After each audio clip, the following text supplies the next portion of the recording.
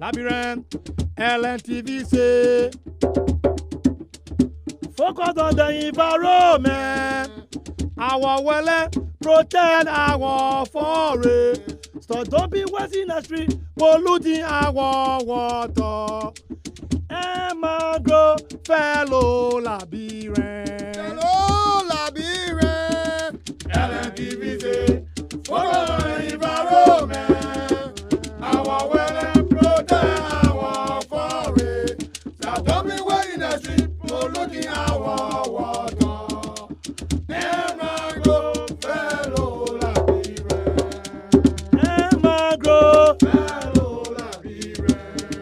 Hello and welcome to Focus on the Environment, a program that discusses issues affecting our environment. On the program today, we will look at how we can protect our forest and what Liberia stands to benefit from the forest. I'm Rachel Bangwe-Colley. Stay right there. We will be right back shortly. Labyrinth, LNTV say, focus on the environment. Our well protect our forest. So don't be wasting the street, polluting our water. Emma fellow Labyrinth. Hello, Labyrinth. LNTV say, focus on the environment. Our well protect our forest. So don't be wasting the street, polluting our water. Emma fellow Labyrinth. Emma fellow Labyrinth. Welcome back. Today's story now. Forestry for Community Initiative, FCR, has trained women to know their rights and get involved with the forest. The female participants came from Nimba, Bapodu, and Riverside counties. Helen Wekuya, Lady Kamara, and Luce Nimne explained the importance of the training and promised to serve as agent of change in their various communities. Yes, my name is Helen Wekuya. I am from Upper Nimba.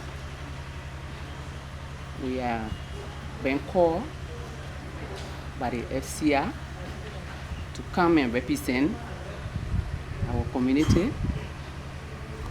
And we were called in a training, and today we have learned a lot. That the closing telling us whenever we get back, what will we do as people who are representing large group. But not everybody can be called in a national meeting in training like this. So we are here to represent the other people. So we have been told that whenever we get by, we should carry on something that will be able to improve other people's life. What we have learned here should be transferred to other people. So we are going to make decisions on behalf of the remaining women and also to bring them on board to be part of decision making in the community. When it comes to discussion, there are other people that don't want to be part. But the training given us all of the time by FCR,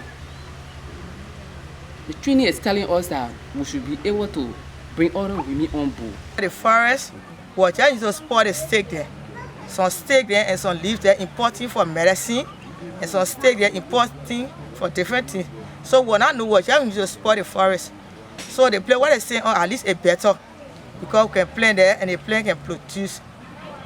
Yes, the experience for the forest is that one, because on the trees then they cut, we not know the importance of this. But now, SCR Toucher we know that the tree is important, and we can get some small thing on it, carrying the stake then when they cut it, we can get some money on it. The last time they have the tree then that they were carrying, they call all have meeting on it, and they create meeting on the money that they carry off for the stake.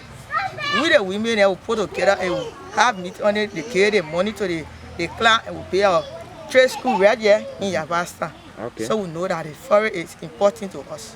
Before, my life was not improving because We used to sit down one place. We only go to farm. We make farm. We come home. We lay down. But now we going forward. We and the women there. We get saving. We get loan. We selling, crediting from ourselves, paying it back. So it's very interesting to us. This is my first time coming here, but I really enjoy the teaching because I learned things that I have not learned before, which is the right of the women on this forest issue. Some of our elders, when they're ready to call meeting, they don't call women. So some of them will go in the meeting. But I realized that I have a right in the meeting to run decision. So I will be able to carry the message to the women in Babolu County to tell them that we, the women, we got rights. We have right in our house also. Because when you and your husband in the house, if the children do bad, you want to tell the man, we say, I own the children. And by right, you got right there too, as a woman. So I will carry the message to my home and also share it with my partners and share it with my CA, EC. I will share it with every one of them that women got right. So for every meeting, we have to be aware of it, that we're able to go there and make decision. So the decision that you're going to make, will it be important that you share it with other people because what you learn is important? Yes. Yeah. So when you go there, you don't think the people will give you hard time, meaning the men? Yeah, but I will not go there with bad intention. I will go to them and explain to them and show them the law, why women get rights.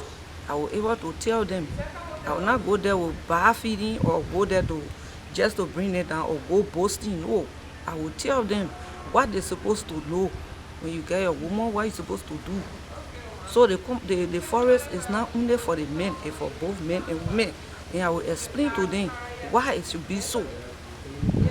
So what do you want for the donors to do? All right, thank you very much.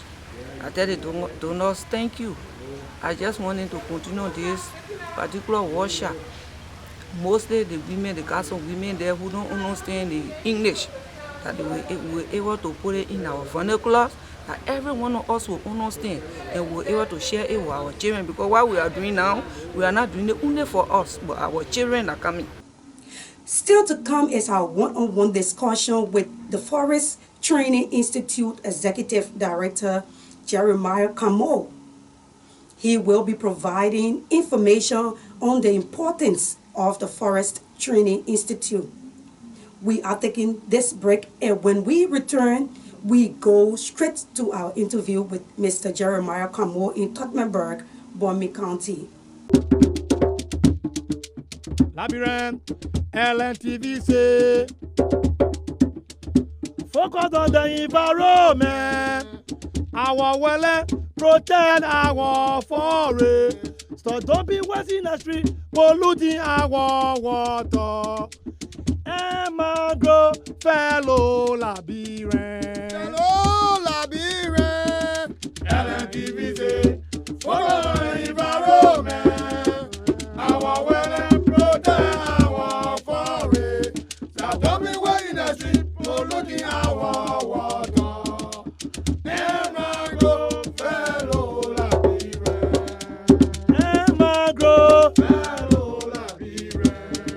Welcome back.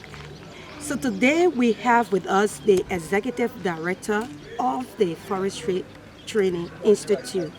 Welcome to this program, sir. What is your name? Thank you. My name is Jeremiah F. Camo. Mr. Camo, you are the Executive Director of the Forestry Training Institute. Tell us a little bit about this training institute. Thank you. This Forestry Training Institute was established in 1977. It's a Monterey year on training institutions, one of them. In Liberia, there was the Forestry Training Institute and a Maritime Institution established to beef up the training of human resource development of the manpower. And this school has students from Guinea, Cote d'Ivoire, Sierra Leone, and Liberia. But as time went on in 1984, there was change in protocol due to financial difficulties that the school faced from other member country. And so the government of Liberia took 100% ownership. Since then, the government of Liberia have been running this institution up to present. At this institution, we have various programs: general forestry, wood science technology, auto mechanic, and now we have just included survey and GIS. We get students from the 15 political subdivision of Liberia, undergoing training here. Right now we have 144 students, 57 of them are female, and the rest male in all disciplines. That's good. But what is the present status of the institute? I don't know which angle you're speaking from. It's a status. In terms of maybe the building, the structure. Infrastructure, okay. Yes. As you can see, this campus, since the Civil War, the entire campus was devastated. Every building was down. But then the International Tropical Timber Organization came on board and renovated the classroom, the dormitory, and the cafeteria. Now what is left is the administrative instructional building, and even room for the director and other instructional staff. So that is the challenge. And you can see behind you there is ongoing construction by USAID. The hall, there was a very small hall there, but now they have changed the size, and we hope by June of this year that building will be completed and turned over to us. So right now, what we're faced with now is the offices. You can see the offices don't meet the standard of international best practices, but we barely have to use it to be able to move forward. So this is the challenge we have now. We hope that as we have come to do documentary, and the Liberia Forest Sector program is embarking on renovating these buildings and other buildings, and we will move forward. So looking at the Red Plus, what it stands for in Liberia, and Liberia now having portion of the remaining forests within West Africa. As a trainer or executive director for this training institute, what message are you sending out there, or are you giving to students who are here training at this campus? I think to maintain or increase that number of 42% Upper Guinea forest, you may have trained people. That is a fundamental issue to maintain our forest status. And here, people from the communities and other areas of Liberia have come forth, and interestingly for us, more females are getting involved into the training aspect. That's good. And right now we have in the general forestry institute into the 3 Cs. Some students are doing community forestry, some are specialized in commercial, and all around conservation, biodiversity, forestry. And so I think from here we'll be able to educate those living in the fringes of the forest. And if we train more manpower to protect our forests, I think we will reduce deforestation immensely. I read, I've been calling around the UNFCCC is speaking on the framework of climate change, and to be able to put ourselves involved, we will have more trained people to protect our forests. So in that level, we are training people. More to besides that, the issue of land issue, how to calculate survey. And at that surveying training, it will interest you to know that we have more female doing surveying than male. We have 13 female and 7 male. So good. You see the area of surveying who have been male dominant fee, the female are taking the lead to even come there. And they are doing quite well. Quite well. Even the forestry area, we have 2 dormitories, but right now we have to move some of the boys from one of the dormitories to accommodate the female. And that is one of our future challenges. We need to remove the girls and find another dormitory for them, because they are increasing by the day. So next year, perhaps you have more female coming on board where we place them. So we think that that is one of the challenges, to build another dormitory for our female to be separate, because where they are not comfortable because they're sharing the dormitory with the boys. And I think that human rights issue. Women should have their own area where to be free enough to move around the privacy. But for now, we have them there, and I think we want to manage until otherwise. So that's where we find ourselves. So maybe looking at the renovation work, you said by June, hopefully it will be completed. Where are you getting the funding to carry on this? For the USAID billing, it's USAID Funder project. And what we want for the end product, which is the billing. And I think the billing is almost 75% completed. And we're waiting for the finishing touches. And we are hoping by June, according to the engineer, they'll be turning the billing over to us. Additionally, these are our offices and the other billing.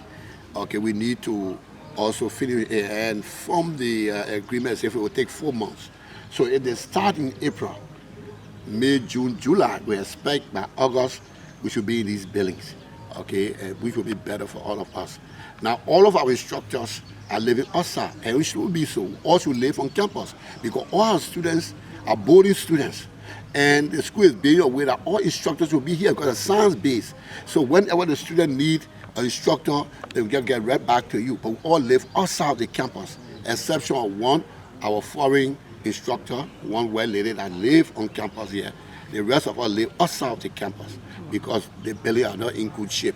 So we are hoping that with the construction starting this month, and in the next 4 months, when it's completed, then we're able to usher in some of those buildings for our instructors and the offices for all of us to work in. So any final word before we take tour of the facility? Well, we want to use the medium to encourage all Liberians that the forest resource is one of the more important resources we have here. And let us take in heart, if we maintain it, Liberia will go a long way. Now we're talking about the 3 C's, now the 4 C's carbon. We just launched the National Forest Inventory Report. Okay, that report encompasses everything we're talking about here. And so if we now know the type of forest, because first time we used to have our 4.9 million hectares. Now from the report we have 6.6 million hectares. That gives you a new eye opener that our forest. But at the same token, we need to reduce deforestation, which is just moving rapidly. So even though the number might seem bigger, but there are a lot of deforestation going on. The drought deforestation as part of charcoal production. Every one of us now in Liberia, because of energy, we're all using fuel charcoal. We also look at illicit mining that is going on and illicit logging that is going on. So all of these issues, shifting cultivation from one end, leaving the lowland, using the highland. So we think that Forestry Training Institute is the area in which we educate our people of the important use of the forest and how we generate more revenue. And I can say the government put more interest in this area. At the end of the day, the return to government will be high. We have better revenue coming in, we have better protected area, carbon will be sold in the world market, and I think those who live in around the forest will benefit from that. And we encourage our sons and daughters up there to send their daughters and sons here. And if we maintain the forest and sustainably manage the forest, Liberia will be on the map of forestry. Thank you so much. It was wonderful talking to you. This is focused on the environment. So right now we are going to do a tour of the Forestry Training Institute facility. Join me.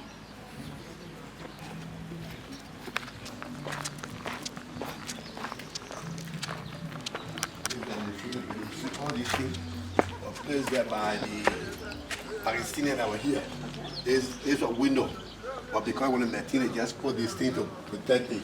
So everything here was just because the whole building was down.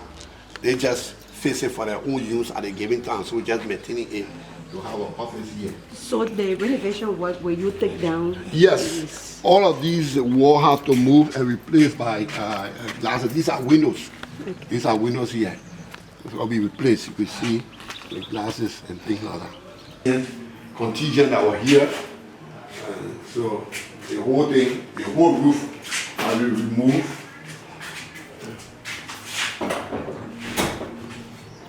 Over here. So here on the wall we have the different wildlife. These are protected wildlife of Liberia. So I will still be able to know which animal is protected or what. So if any of these animals, these protected animals, are touched or killed by any hunter, what's the punishment for them? The wildlife law, I think, have the issue of fine to be paid. Okay. Because, look, there's elephant, and if you kill an elephant and you kill a monkey, there's different penalties. Because you see, there are some animals here almost in danger. So if you destroy them, you won't find them again. Okay? I think the issue of compliance or enforcement of the law is a problem. And I think that should be a national issue. If an officer is passing and saw people sending pangolin, he should arrest it. But the officer won't go except to buy. The legislature comes and buy.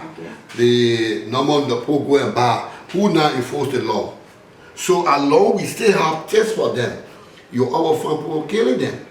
You go in a GB shop, most of them are sold in the soup, and people go and eat them. You see the dry meat. Always we try to, as much to discourage them, we take it and destroy it, Yes. yet they still go by. So if no one is buying them, no one will kill them. But people are buying them, and the people who so enforce the law are the ones who buy them. So they get complex. If we stop killing our wildlife and protect them, the hunter or the farmer will tell you, this is our way of life, this is what we are used to, this is what we've been eating since we were born. What is the FDA doing so that those hunters who take hunting to be their livelihood will change their way of life from hunting to something else? FDA have them going in there, provides a lot of livelihood for the people to stop hunting.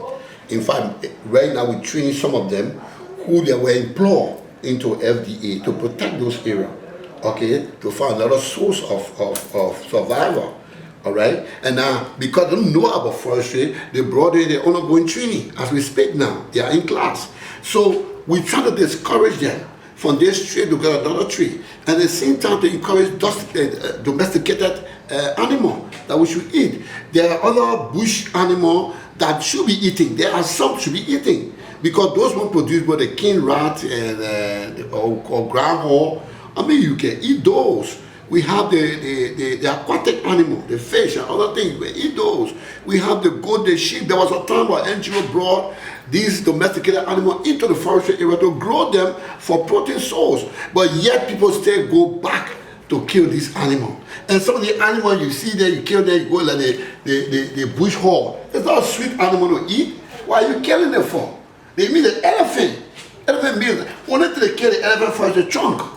So there's whole elephant diet just because you want to take these two trunks. So scientists have put in laws to protect these things, not only in Liberia, but around the world. Okay? So what do we stand to benefit if we go by the laws and protect our wildlife? What will Liberia benefit? Ecotourism. If you went to Kenya and other places, because of the wildlife, it's one of the source of huge revenue generation. You know how many tourists want to come to Liberia to see your wildlife, to see what you have here? A big, huge revenue intake. That is why we try to teach ecotourism here, to expand it. Tourism make huge money. There were almost 1.7 billion that just spent in Africa in 2019, just on tourism. If Liberia were involved keeping our wildlife, 10% of that money, 20% of that money, it will hit our revenue base. The whole Liberia revenue is just 500 million. That is just half of a billion. So if you encourage these things to live and tourists begin to come to Africa, we'll create more jobs for our people. We'll create more jobs. And along tourists begin to go there, we'll start creating money. We'll find roads going to those places. You'll find other people living in the city. We'll reduce the tension in the city and focus in the rural area. And we enjoy the benefit. We have God-given things that people around the world don't have. You go here, you travel, you just see grassland. Well, here you find a forest. It's soft. It's a beauty by itself. So if the animals are free to live there, move around, you added value to our forest area. And I think this is what we're looking at. And if we retain our wildlife, we start focusing on ecotourism, huge return will come to us. And a lot of people don't only look at government for a job, they will create their own job. Because if I have a trade site, I will sell my drinks, I will sell my food, I will have a guest house there. People will come and stay there for themselves. All these things add value to me, and we making money. Thousands of dollars a day. Why would I look for a government job? No. That's why we encourage people to stop killing these animals. If you went and saw an elephant move in my area, you know what you pay to just see that elephant? Just to see the elephant, I would charge you $100 just to see my elephant. And people willing to come and pay. Kenya, almost 50% of revenue based on wildlife. Why we can do in Liberia? We have 42% about Guinea forest. I mean, we have a diamond, but yet we don't know the value of it. Now, back to our building. You can see for yourself, all here, everything has been taken down because they just put this lock, to protect it at a given time. I mean, we're just managing the whole electrical system, different instructions. Yeah, the whole side of the building, the director of instruction office there, and all the other rest of offices for all the instructors, the instructor of lodge. Everything you see is a bathroom, restroom for them. 1, 2, restroom. Another place there, another office. What are those? This is for our nursery. Most time we use that, put it there, and afterwards you drop. But this one, you use it again. So we put the soil in there, we plant in there, we just set it in. So when it grow, we just take it off and plant it and have the kids still remain. Okay? So we have this. And for our nursery, we plant a lot of trees here for our nursery. So we build this up to grow seedlings. Well, on that note, this is how we like to end the program today. But before we go, let's take this environmental quote by Thomas Fowler. He that plants trees loves others besides himself. I am Rachel Biangwe Colley. See you next time, and thanks for watching. Goodbye. LNTV say, focus on the environment. Our well, protect our forest. Stop dumping waste in the street, polluting our water. And mangrove, fellow labyrinth. LNTV say, focus on the environment. Our well, protect our forest. Stop dumping waste in the street, polluting our water. And mangrove, fellow labyrinth.